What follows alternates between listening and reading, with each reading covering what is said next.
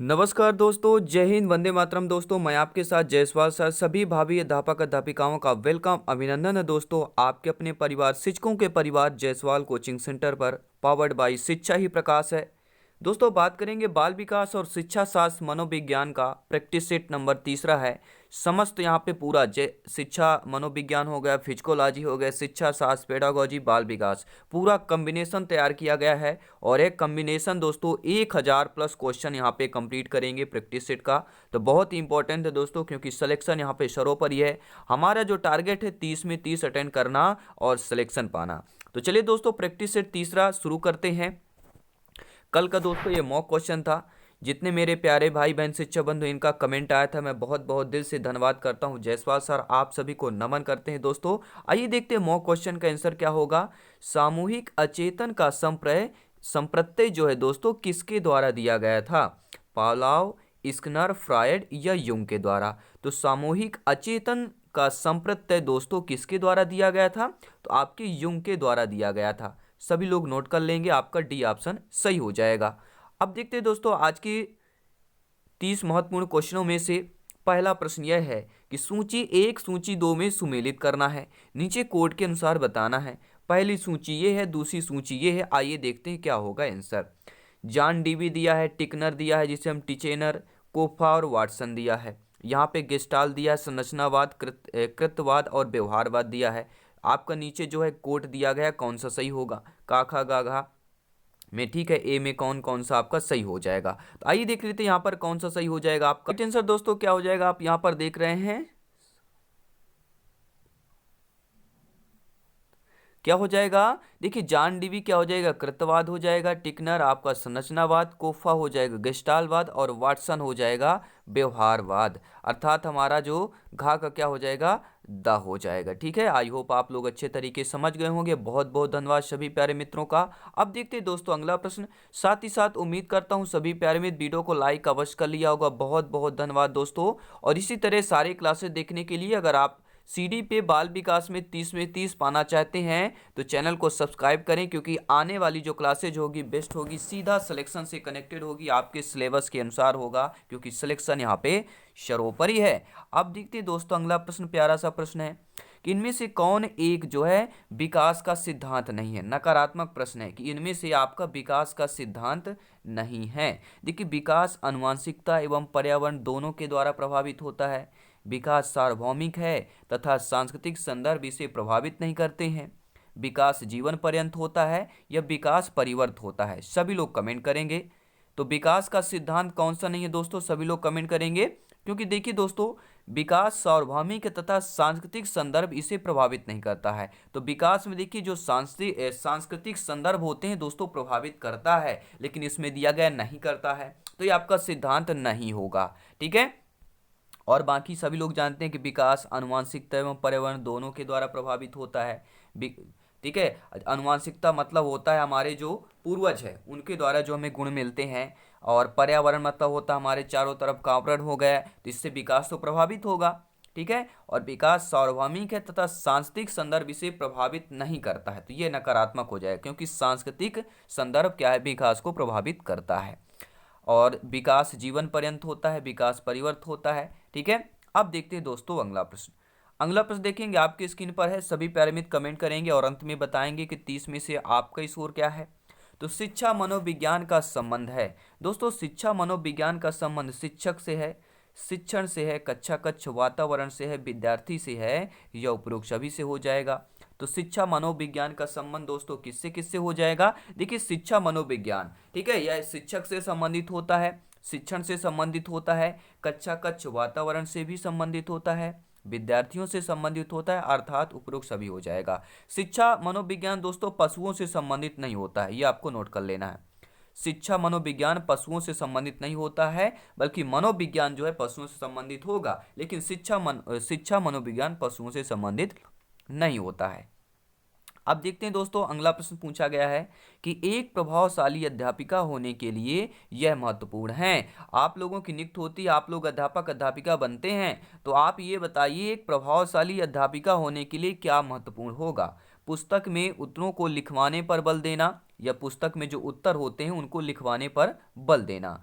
सामूहिक गतिविधियों के बजाय व्यक्तिगत अधिगम पर ध्यान देना, या आपके विद्यार्थियों के द्वारा प्रश्न पूछने के कारण उत्पन्न व्यवधान की अनदेखी करना, या प्रत्येक बच्चे के संपर्क में रहना। तो आप एक प्रभावशाली अध्यापिका बनना चाहती हैं। जब आप अध्यापिका बन जाएंगी तो अध्यापिका होने के लिए क्या महत्वपूर्ण होना जरूरी है दोस्तों? वह जरूरी है कि प्रत्येक बच्चे के संपर्क में रहना, किसी के साथ भेदभाव नहीं करना। डी ऑप्शन सही हो जाएगा।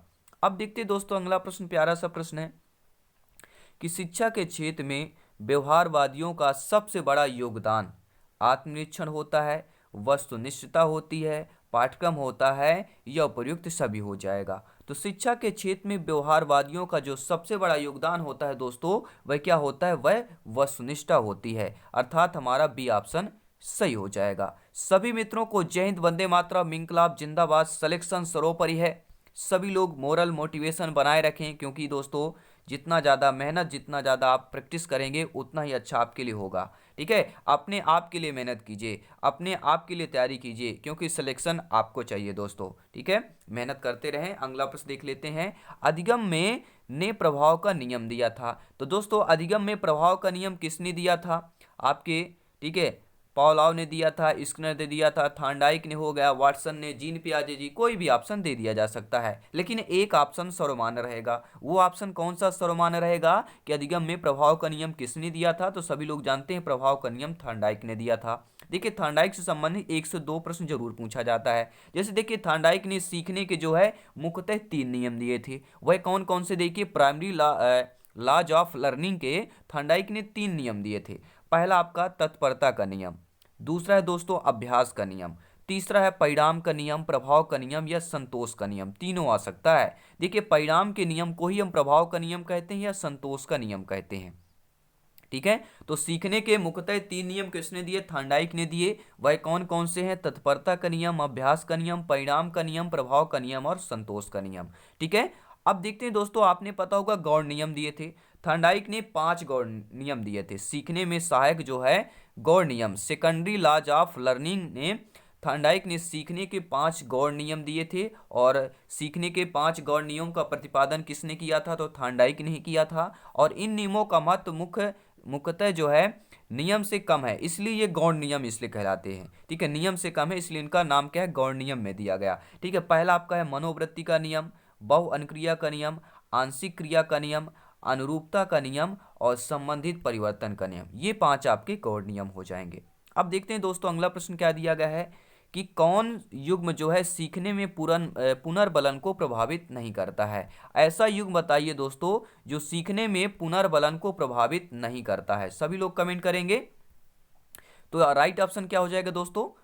कौन सा युग्म सीखने में पुनर्बलन को महत्वपूर्ण नहीं मानता है? स्किनर व हल, टालमेन व गुथरी, हल व गुथरी, या उपरोक्त सभी हो जाएगा। तो दोस्तों इसका दोस्तों राइट आंसर क्या हो जाएगा? राइट ऑप्शन क्या होगा कि इसमें से कौन सा युग्म सीखने में पुनर्बलन को महत्वपूर्ण नहीं मानता है? तो देखिए जो आपका टालमेन और गुथरी है, ठीक है, ऑप्शन नंबर जो भी है, ये दोस्तों टालमेन और गुथरी ये दोनों जो आपके हैं ये पुनर्बलन को महत्वपूर्ण नहीं मानते हैं। बाकी आपके जो स्किनर और हल हैं ये पुनर्बलन को महत्वपूर्ण मानते हैं। ठीक है, और हल और गुथरी नहीं हो, क्योंकि हल मानते हैं गुथरी नहीं मानते हैं, तो यहाँ पर दोनों हो जाएगा। तो आपका टालमेन और गुथरी जो आपका ये पुनर्बलन को महत्वपूर्ण नहीं मानते हैं। अगला प्रश्न आइए देख लेते हैं दोस्तों। अगला प्रश्न आपकी स्क्रीन पर है कि प्रासंगिक अंतर्बोध परीक्षण यानी टीएटी का विकास द्वारा किया गया था। किसके द्वारा दोस्तों किया गया था? प्रासंगिक अंतर्बोध परीक्षण यानी टीएटी का विकास जो है साइमंड के द्वारा किया गया था, होल्ट्जमैन के द्वारा, मुर्रे के द्वारा, या बैलेक के द्वारा। तो किसके द्वारा दोस्तों किया गया? सभी लोग कमेंट करेंगे, फीडबैक करेंगे। तो राइट ऑप्शन हो जाएगा सी ऑप्शन, मुर्रे के द्वारा किया गया था। जब भी टीएटी की बात करें तो मुर्रे राइट ऑप्शन आपको क्लिक करना है। अगला प्रश्न है स्किनर के अनुसार बच्चों में भाषा विकास परिणाम होता है। दोस्तों जो आपकी स्किनर एक मनोवैज्ञानिक हैं, इनके अनुसार बच्चों में भाषा विकास परिणाम होता है व्याकरण में प्रशिक्षण का, अनुकरण व पुनर्बलन का, या अंतर्निहित योग्यताओं का, या दोस्तों परिपक्वता का। आपका कमेंट सम्मान है। सभी प्यारे मित्र फीडबैक करेंगे, सहयोग करेंगे दोस्तों। तो स्किनर के अनुसार बच्चों में भाषा का विकास परिणाम होता है, तो दोस्तों क्या होता है, अनुकरण व पुनर्वलन का होता है। स्किनर के अनुसार बच्चों में भाषा का विकास परिणाम होता है, किसका विकास परिणाम होता है, तो अनुकरण व पुनर्वलन में भाषा विकास का परिणाम होता है। अगला प्रश्न देखें दोस्तों, हर एक क्वेश्चन यहाँ पर इंपॉर्टेंट है क्योंकि सिलेक्शन सर्वोपरि है। अब बात करेंगे दोस्तों अगले प्रश्न की कि शब्द समान तत्व निम्न में से गहन संबंध रखता है। दोस्तों जो शब्द समान तत्व है, ध्यान दीजिएगा इस लाइन को, शब्द समान तत्व दोस्तों ये जो है ये गहन संबंध समान परीक्षा प्रश्न से रखता है, सहयोगियों से ईर्ष्या पर या अधिगम स्थानांतरण पर या समूह निर्देशन पर रखता है। तो शब्द समान तत्व दोस्तों किनसे गहन संबंध रखता है, तो ये समूह निर्देशन से। शब्द समान तत्व गहन संबंध रखता है, समूह निर्देशन से गहन संबंध रखता है। अगला प्रश्न है दोस्तों कि शिक्षण अधिगम की सूचना प्रक्रिया जो है, इंफॉर्मेशन प्रोसेस, जिस अधिगम सिद्धांत से संबंधित है वह आपका कौन सा अधिगम सिद्धांत है। ध्यानपूर्वक समझिएगा, शिक्षण अधिगम की सूचना प्रक्रिया, इंफॉर्मेशन प्रोसेस, जिस अधिगम सिद्धांत से संबंधित है वह व्यवहारवाद के सिद्धांत से, संज्ञानात्मक सिद्धांत से, सहचरवाद से या आपका गेस्टाल्टवाद से। तो शिक्षण अधिगम की जो सूचना प्रक्रिया होती है, इंफॉर्मेशन प्रोसेस जो होता है वह दोस्तों किस अधिगम सिद्धांत से संबंधित है, वह आपका अधिगम सिद्धांत संज्ञानात्मक सिद्धांत कहलाएगा। क्या कहलाएगा, संज्ञानात्मक सिद्धांत कहला जाएगा। बी ऑप्शन सही हो जाएगा। अगला प्रश्न देख लेते हैं दोस्तों, पूछा जा रहा है कि सीखने की प्रक्रिया में विद्यार्थी द्वारा दी गई त्रुटियों के संबंध में आपकी दृष्टि से निम्नलिखित में से कौन सा कथन सर्वोत्तम होगा। आप सभी लोग भावी अध्यापक अध्यापिकाएं या शिक्षक बनेंगे तो सीखने की प्रक्रिया में विद्यार्थी द्वारा की गई त्रुटियां, तो कोई भी व्यक्ति हो, जब कोई बच्चा सीखता है, अगर हम सीखते हैं तो हमसे गलती होगी, क्योंकि सीखने की बात कर रहे हैं, जब गलती होगी तभी हमें सीख मिलती है। तो यही त्रुटि जो बच्चे करते हैं, इनके संबंध में आपकी दृष्टि से कौन सा कथन सर्वोत्तम होगा कि विद्यार्थी को कभी भी त्रुटियां नहीं करनी चाहिए, त्रुटियां अधिगम प्रक्रिया का भाग हैं, ये विद्यार्थी की लापरवाही के कारण त्रुटियां होती हैं, या दोस्तों कभी कभी विद्यार्थियां त्रुटि कर सकता है। सभी लोग कमेंट करेंगे, फीडबैक करेंगे, राइट ऑप्शन क्या होगा त्रुटियों के संबंध में। तो सभी लोग जानते हैं दोस्तों, त्रुटियां जो क्या होती है, अधिगम प्रक्रिया का एक भाग होती है, हिस्सा होती है। अगर हम प्रश्न करेंगे गलती होगी तभी तो हम सीखेंगे कि ये गलती होगी, कहाँ से हम गलती कर रहे हैं वो फिर हम सीखेंगे, ठीक है, उसको गहन अध्ययन करेंगे। तो त्रुटियां क्या होती है, अधिगम प्रक्रिया का एक भाग होती हैं दोस्तों। बी ऑप्शन सही हो जाएगा। अगला प्रश्न है कि प्रयास व त्रुटि किस नियम पर आधारित है, आंशिक क्रिया पर, बहुअनुक्रिया, मनोवृत्ति या सहचर परिवर्तन पर आधारित है। सभी प्यारे मित्र फीडबैक करेंगे, कमेंट करेंगे, हर एक भाई बहन, हर एक गृहिणी जिसका सपना अध्यापक अध्यापिका बनना। तो प्रयास व त्रुटि दोस्तों किस नियम पर आधारित होता है, तो ये आपके बहुअनुक्रिया नियम पर आधारित होता है, क्योंकि प्रयास हम बार बार करेंगे, त्रुटियां भी होती हैं, त्रुटि करेंगे, बार बार प्रयास करेंगे तो क्या हो जाएगा, बहुअनुक्रिया, यानी कि क्रिया क्या है, आपको बहुत बार करनी पड़ेगी। तो ठीक है, आपका बी ऑप्शन सही हो जाएगा। अगला प्रश्न है दोस्तों, शिक्षा मनोविज्ञान के संदर्भ में सर्वाधिक उपयुक्त कथन बताना है। सभी लोग कमेंट करेंगे, फीडबैक करेंगे। 40 नंबर क्वेश्चन है कि शिक्षा मनोविज्ञान के संबंध में जो है आपको सर्वाधिक उपयुक्त कथन कौन सा होगा वह आपको बताना है। पहला कथन है, शिक्षा मनोविज्ञान दर्शन शास्त्र की एक शाखा है। शिक्षा मनोविज्ञान मनोविज्ञान की शिक्षा के क्षेत्र में एक शाखा है। शिक्षा मनोविज्ञान मनोविज्ञान अध्ययन एवं शिक्षण है, या शिक्षा मनोविज्ञान मन का शिक्षित विज्ञान है। तो दोस्तों मनोविज्ञान के संदर्भ में सर्वाधिक उपयुक्त कथन क्या होगा, आपका ओपिनियन, आपका फीडबैक क्या है। तो मनोविज्ञान के संदर्भ में जो सर्वाधिक दोस्तों उपयुक्त कथन होगा वह यह होगा कि शिक्षा मनोविज्ञान मनोविज्ञान की शिक्षा के क्षेत्र में एक शाखा है, अर्थात बी ऑप्शन ध्यानपूर्वक देखिएगा। जो शिक्षा मनोविज्ञान होती है दोस्तों, ठीक है, यह मनोविज्ञान की शिक्षा के क्षेत्र में, यानी मनोविज्ञान की शिक्षा के क्षेत्र में एक शाखा कहलाती है शिक्षा मनोविज्ञान। तो बी ऑप्शन सही हो जाएगा।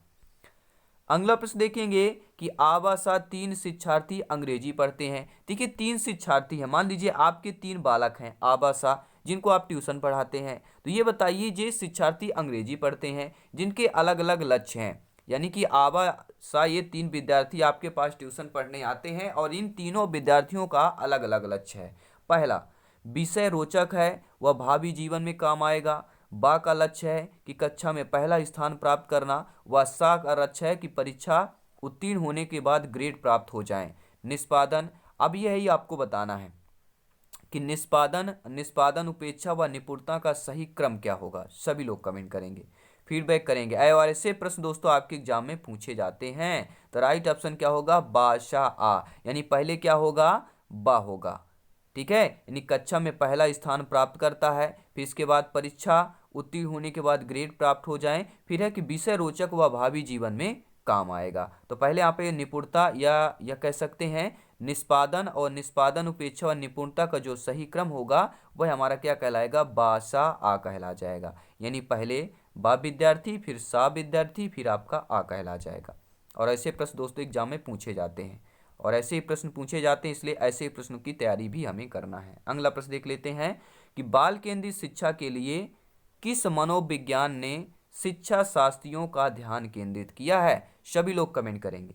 बाल केंद्रित शिक्षा के लिए किस मनोवैज्ञानिक ने शिक्षा शास्त्रियों का ध्यान केंद्रित किया है। कोहलर ने, फ्रॉयड ने, रूसो ने या स्किनर ने। तो बाल केंद्रित शिक्षा के लिए किस मनोवैज्ञानिक ने शिक्षा शास्त्रियों का ध्यान केंद्रित किया है, तो वह आपके मनोवैज्ञानिक रूसो हैं। सभी लोग नोट कर लेंगे, सी ऑप्शन सही हो जाएगा। सभी प्यारे मित्र नोट्स पीडीएफ फाइल पाने के लिए टेलीग्राम से जरूर जुड़ें, लिंक भी मिल जाएगा, सर्च भी कर सकते हैं। साथ ही साथ दोस्तों जायसवाल सर से डायरेक्ट बात करने के लिए, चैट करने के लिए इंस्टाग्राम में जरूर जायसवाल सर या जायसवाल कोचिंग सेंटर को फॉलो करें। वहाँ पर आप हमें डायरेक्ट मैसेज कर सकते हैं, बातचीत कर सकते हैं, जो भी आपको बातचीत करना हो। तो अंतर्दृष्टि जो अधिगम परिणाम होता है दोस्तों, वह पुनर्बलन का परिणाम है, उद्दीपन अनुक्रिया का है, समग्रकृति प्रत्यक्षीकरण का है, या उद्दीपन सामान्यीकरण का है। तो अंतर्दृष्टि दो अधिगम परिणाम होता है वह दोस्तों किसका परिणाम कहला जाएगा, तो अंतर्दृष्टि अधिगम जो परिणाम होता है वह समग्रकृति यानी समग्र आकृति प्रत्यक्षीकरण का परिणाम होता है, क्योंकि अंतर्दृष्टि की बात कर रहे हैं। आपकी अंतरात्मा की दृष्टि जो होती है यानी कि समग्र आकृति प्रत्यक्षीकरण का अधिगम का परिणाम होता है। अगला प्रश्न देखेंगे कि शारीरिक परिवर्तन के लिए जिन शब्दों का प्रयोग किया गया है वह अभिवृद्धि है, विकास है, परिपक्वता है या उपयुक्त सभी है। तो सभी प्यारे मित्र जानते हैं, क्योंकि आप लोग भावी अध्यापक अध्यापिकाएं हैं, समझदार हैं, ज्ञानी हैं, सर्वज्ञ हैं, कि जो शारीरिक परिवर्तन के लिए जिन शब्दों का प्रयोग किया जाता है, शारीरिक परिवर्तन की बात करते हैं तो सभी लोग जानते हैं अभिवृद्धि की बात करेंगे। पहला ऑप्शन सही हो जाएगा। अगला प्रश्न है क्रिया प्रसूत मुख्यतः बल देता है, शिक्षक पर बल देता है, वातावरण पर, पुनर्बलन पर या अधिगम सामग्री पर। तो क्रिया प्रसूत मुख्यतः किस पर बल देता है, तो क्रिया प्रसूत अनुबंधन सिद्धांत, तो यह सभी लोग जानते हैं। क्रिया प्रसूत दोस्तों पुनर्बलन पर अधिक बल देता है। आपका सी ऑप्शन सही हो जाएगा। अगला प्रश्न है कि समावेशी शिक्षा के संदर्भ में भाषा शिक्षण के लिए क्या अनिवार्य होगा। तो समावेशी शिक्षा के संदर्भ में भाषा शिक्षण के लिए जो अनिवार्य होता है, क्या वह विभिन्न प्रकार की गतिविधियों का उपयोग, व्यवहारिक संकल्पनाओं का अधिकाधिक अभ्यास, एकांकी शिक्षण में सभी की भागीदारी या भाषा कौशलों का उपयुक्त अभ्यास। तो देखिए दोस्तों बात कर रहे हैं समावेशी शिक्षा की बात कर रहे हैं, और समावेशी शिक्षा के संदर्भ में भाषा शिक्षण के लिए जो अनिवार्य होता है वह होता है विभिन्न प्रकार की गतिविधियों का उपयोग करना, क्योंकि समावेशी शिक्षा की बात कर देते हैं। तो पहला ऑप्शन सही हो जाएगा। आई होप सभी प्यारे वीडियो को अवश्य लाइक कर लिया होगा दोस्तों। अब देखते हैं दोस्तों अगला प्रश्न कि क्रिया प्रसूत अनुकूलन में पुनर्बलन निर्भर करता है। जो आपका क्रिया प्रसूत अनुकूलन है, अनुकूलन में जो पुनर्बलन होता है वह निर्भर करता है उद्दीपक की प्रकृति पर, अनुक्रिया की प्रकृति पर, एक व दो दोनों या इनमें से कोई नहीं। तो क्रिया प्रसूत अनुकूलन में जो पुनर्बलन दोस्तों वह निर्भर किस पर करता है, तो वह अनुक्रिया की प्रकृति पर निर्भर करता है। क्रिया प्रसूत अनुकूलन में जो पुनर्बलन होता है वह अनुक्रिया की प्रकृति पर निर्भर करता है। बी ऑप्शन सही हो जाएगा। अब देखते हैं दोस्तों 22 नंबर क्वेश्चन आपका क्या कह रहा है। प्यारा सा क्वेश्चन है, सीधा सिलेक्शन से कनेक्टेड है, संभावित प्रश्न है कि विभिन्नता का नियम प्रतिपादित किया। दोस्तों जो विभिन्नता का नियम है आपके डार्विन ने प्रतिपादित किया, ठीक है, सोरेनसन ने, पावलोव ने या कोई नहीं। तो जो विभिन्नता का नियम है प्रतिपादित करने वाले कौन है, तो विभिन्नता के नियम को प्रतिपादित करने वाले आपके डार्विन है। क्या है दोस्तों, डार्विन की बात करेंगे। आपका पहला ऑप्शन सही हो जाएगा, क्योंकि डार्विन जो है विभिन्न प्रकार से डराते हैं। डार्विन जो है विभिन्न प्रकार से डराते हैं, अर्थात विभिन्नता का नियम डार्विन हो जाएगा। अब देखते हैं दोस्तों अगला प्रश्न, प्यारा सा प्रश्न है कि दोस्तों जो धीमी गति से सीखने वाले बालक होते हैं, आप लोग जब ठीक है भावी अध्यापक अध्यापिकाएं बनेंगे, जो आप लोग प्राइवेट स्कूल में या ट्यूशन पढ़ाते हैं, तो आप लोग देखते होंगे कि कई जो बालक होते हैं, बच्चे होते हैं, कुछ बच्चे होते हैं जो धीमी गति से सीखने वाले बालकों के लिए अधिक उपयोगी सिद्धांत क्या होगा। जो बच्चे धीमी गति से सीखते हैं उन बालकों के लिए अधिक उपयोगी सिद्धांत, कोहलर का सिद्धांत, थॉर्नडाइक का सिद्धांत, हल का सिद्धांत या थर्स्ट का सिद्धांत। तो किसका सिद्धांत महत्वपूर्ण होगा? जो बच्चे धीमी गति से सीखने वाले होते हैं तो वह कहला जाएगा थॉर्नडाइक का सिद्धांत। ठीक है, धीमी गति से सीखने वाले बालकों के लिए अधिगम उपयोगी सिद्धांत आपका थॉर्नडाइक का सिद्धांत कहला जाएगा। अगला प्रश्न है दोस्तों कि निम्नलिखित में से जो है 1912 में किस संप्रदाय का प्रतिपादन हुआ था? सभी लोग कमेंट करेंगे। बहुत ही इंपॉर्टेंट क्वेश्चन है और हार्ड क्वेश्चन है दोस्तों। 1912 में किस संप्रदाय का प्रतिपादन हुआ? गेस्टाल्ट संप्रदाय का, प्रेरक संप्रदाय का, मनोविश्लेषणात्मक संप्रदाय का या सहचरवाद संप्रदाय का? सभी लोग प्यारे मित्र कमेंट करेंगे। तो 1912 में किस संप्रदाय का प्रतिपादन हुआ था दोस्तों? तो यह आपके हो जाएगा गेस्टाल्ट संप्रदाय का। जी हाँ, 1912 में गेस्टाल्ट संप्रदाय का प्रतिपादन हुआ। गेस्टाल्ट संप्रदाय का यानी कि गेस्टाल्ट मनोविज्ञान, गेस्टाल्ट फिजिकोलॉजी की स्थापना जर्मनी में मैक्स वर्दीमर द्वारा 1912 ईस्वी में की गई थी। अगला प्रश्न है दोस्तों, स्क्रीन पर है, प्यारा सा प्रश्न है कि निम्न में से किसमें ऐच्छिक व्यवहार उसके परिणामों से शक्तिशाली व कमजोर होता है? आपका कमेंट, आपका फीडबैक समान है। तो दोस्तों किसमें ऐच्छिक व्यवहार उसके परिणामों से शक्तिशाली व कमजोर होता है? प्राचीन अनुबंधन, क्रिया प्रसूद, सूझ अधिगम या स्वतः अधिगम? तो ऐच्छिक व्यवहार की जब भी बात करें, ऐच्छिक व्यवहार उसके परिणामों में शक्तिशाली व कमजोर होता है, वह कहलाता है दोस्तों क्रिया प्रसूद। क्या कहलाया जाएगा? बी ऑप्शन सही हो जाएगा। अगला प्रश्न है कि जेम्स ड्रेवर ने मनोविज्ञान को किस प्रकार का विज्ञान माना? सभी लोग कमेंट करेंगे, फीडबैक करेंगे। फिजिकोलॉजी, मनोविज्ञान का दोस्तों जी हाँ, भर भर के यहाँ पे क्वेश्चन जिस जिस टाइप से आपके एग्जाम में पूछे जाते हैं सारा कम्बिनेशन किया गया है, क्योंकि सिलेक्शन यहाँ पर सर्वोपरि है। तो जेम्स ड्रेवर ने दोस्तों मनोविज्ञान को किस प्रकार का विज्ञान माना? अशुद्ध विज्ञान, आंशिक विज्ञान, शुद्ध विज्ञान या व्यवहार का शुद्ध विज्ञान माना? तो जेम्स ड्रेवर ने मनोविज्ञान को किस प्रकार का व्यवहार माना है? तो प्योर, ठीक है, प्योर साइंस माना है। ठीक है, सॉरी दोस्तों, आपका प्योर साइंस यानी कि शुद्ध विज्ञान, सी ऑप्शन सही हो जाएगा। तो जेम्स ड्रेवर ने मनोविज्ञान को किस प्रकार का विज्ञान माना है? तो एक शुद्ध विज्ञान माना है। अगला प्रश्न देख लेते हैं, क्या दिया गया आपके स्क्रीन पर है। सभी पैरामीटर कमेंट करेंगे, फीडबैक करेंगे और अंत में बताना भी है कि 30 में से आप लोगों का स्कोर क्या है। दोस्तों प्रश्न यह है कि सीखने का करना कौन से पक्ष में संबंधित है? तो सीखने का करना, कोई आप अगर सीख रहे हैं, अगर उसका कर रहे हैं, तो कौन सा पक्ष से संबंधित हो जाएगा? सीखने का गतिक क्षेत्र, सीखने का मनोवैज्ञानिक क्षेत्र, सीखने का संज्ञानात्मक क्षेत्र या सीखने का भावात्मक क्षेत्र? तो सीखने का करना, ठीक है, सीखने का करना अर्थात क्या हो जाएगा? सीखने का गतिक हो जाएगा। अर्थात करेंगे करेंगे तो कुछ क्रिया हो रही है, क्रिया होती है अर्थात कुछ ना कुछ गति हो रही है, ठीक है, क्रिएटिविटी हो रही है। तो सीखने का करना कौन सा पक्ष संबंधित हो जाएगा? सीखने का गतिक क्षेत्र से संबंधित हो जाएगा। अगला प्रश्न दिया गया है कि निम्नलिखित में से चिंपैंजियों पर प्रयोग किसके द्वारा किया गया? कोफा के द्वारा, वर्दीमर के द्वारा, कोहलर के द्वारा या उपरोक्त सभी के द्वारा? तो चिंपैंजियों का प्रयोग दोस्तों किसके द्वारा किया गया? सभी लोग कमेंट करेंगे। चिंपैंजी द्वारा किसके द्वारा प्रयोग किया गया? तो कोहलर के द्वारा चिंपैंजी पर प्रयोग किया गया था। ठीक है, प्रश्न आ सकता है कि चिंपैंजी पर प्रयोग करने वाले मनोवैज्ञानिक आपके कोहलर होंगे, या कोहलर के द्वारा प्रयोग करने किस पर प्रयोग किया गया? तो चिंपैंजी पर प्रयोग किया गया था। दो महत्वपूर्ण क्वेश्चन है और अंतिम प्रश्न आपको पता है मॉक क्वेश्चन होता है। अगला प्रश्न है, बच्चों के संज्ञानात्मक विकास को सबसे अच्छे तरीके से कहाँ परिभाषित किया जाता है? दोस्तों जो बच्चे के संज्ञानात्मक विकास होते हैं उसको सबसे अच्छे तरीके से परिभाषित किया जा सकता है। कहाँ किया जा सकता है? खेल के मैदान में, विद्यालय एवं कक्षा में, ऑडिटोरियम में या गृह में यानी कि घर में किया जा सकता है। तो बच्चों के संज्ञानात्मक विकास को सबसे अच्छे तरीके से परिभाषित दोस्तों विद्यालय एवं कक्षा में किया जा सकता है, क्योंकि हम बात कर रहे हैं बच्चे की संज्ञानात्मक विकास की बात कर रहे हैं।